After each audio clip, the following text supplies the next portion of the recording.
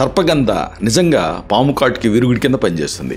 కానీ మీరు దీన్ని ఎప్పుడు ఎలా ఉపయోగించాలి?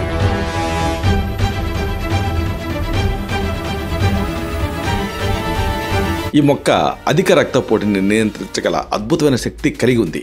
కానీ ఇది గుండె పనితీరుపైన ఎలా ప్రభావం చూపిస్తుంది?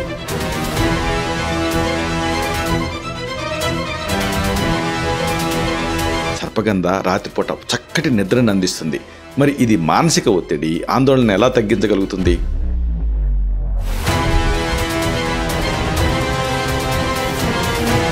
ఈ ఔషధ గుణాలున్న మొక్క మన నరాలకి ప్రశాంతతనిస్తుంది.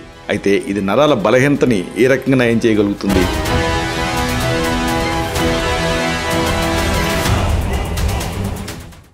ఈ మొత్తం విషయాల్ని మనం ఒక వీడియోలో చెప్పుకున్నాం. ఆ లింక్ని కింద ఇస్తున్నాను. దీన్ని మీరు క్లిక్ చేయడం ద్వారా ఈ మొత్తం సమాచారాన్ని మీరు చూడొచ్చు.